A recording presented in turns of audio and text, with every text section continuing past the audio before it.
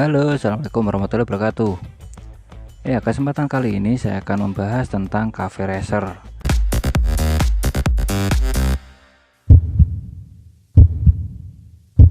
yakni salah satu jenis motor custom yang memiliki bodi ringan dan biasanya hanya dikendarai satu orang, umumnya untuk jarak pendek.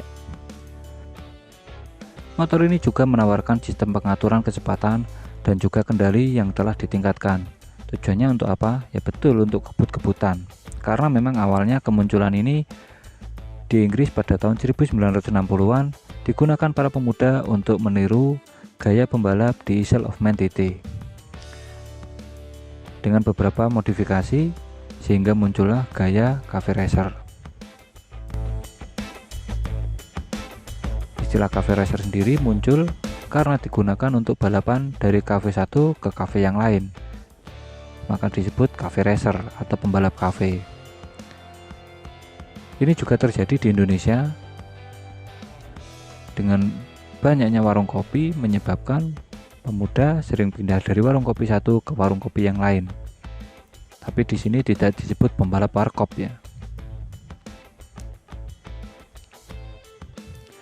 Sayangnya kenyamanan berkendara menjadi hal yang dikorbankan saat membangun sebuah motor berjenis cafe racer. Di antaranya boncenger yang tidak ada, spion yang tidak ergonomis, posisi yang membuat pinggang pegal.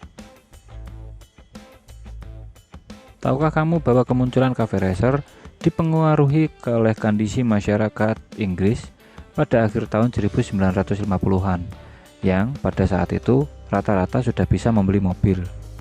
Kemudian muncullah gerakan mengendarai motor cafe racer yang saat itu dinilai lebih bisa merepresentasikan keinginan anak muda untuk memberontak dan menikmati sensasi berkendara dalam kecepatan tinggi di atas 160 km per jam atau 100 mil per jam.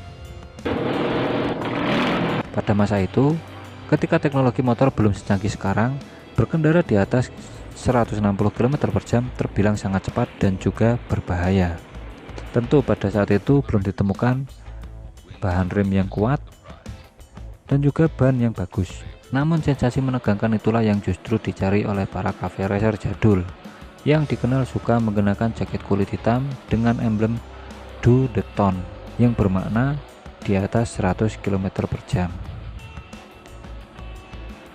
Ciri khas motor cafe racer. Tujuan awal membangun motor cafe racer adalah untuk merasakan sensasi berkendara dengan kecepatan tinggi. Karena itu, bodi cafe racer dibuat mirip motor balap yang saat itu diketahui meniru visual motor balap Grand Prix era 60-an.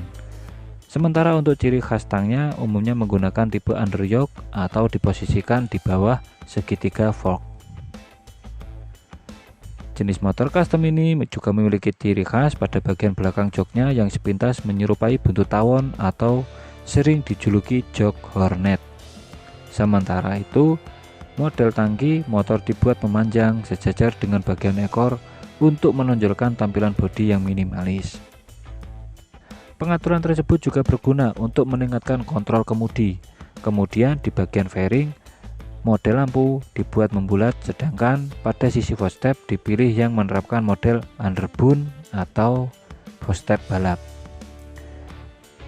Evolusi motor cafe racer. Seiring berjalannya waktu, motor ini tentunya juga mengalami beberapa peningkatan. Memasuki pertengahan tahun 1970-an, para packer di Jepang berusaha memodifikasi gaya ala Inggris dengan mengganti tangki bahan bakar berbahan aluminium dengan fiberglass. Melihat antusiasme pencinta otomotif yang begitu besar terhadap motor jenis ini, beberapa pabrikan besar pun akhirnya ikut memproduksi varian cafe racer. Misalnya Harley Davidson XLCR atau Moto Guzzi Le Mans yang sukses mendapat respon positif dari para pecinta roda 2. Tak mau ketinggalan, peluang bisnis itu juga diambil oleh perusahaan otomotif yang terkemuka asal Eropa, seperti BMW, Derby, dan Benelli, yang memutuskan untuk memproduksi motor cafe racer versi pabrikan. Tentu kalau versi pabrikan sudah melalui riset and development yang panjang sehingga menghasilkan produk yang benar-benar aman dan juga sesuai dengan minat masyarakat.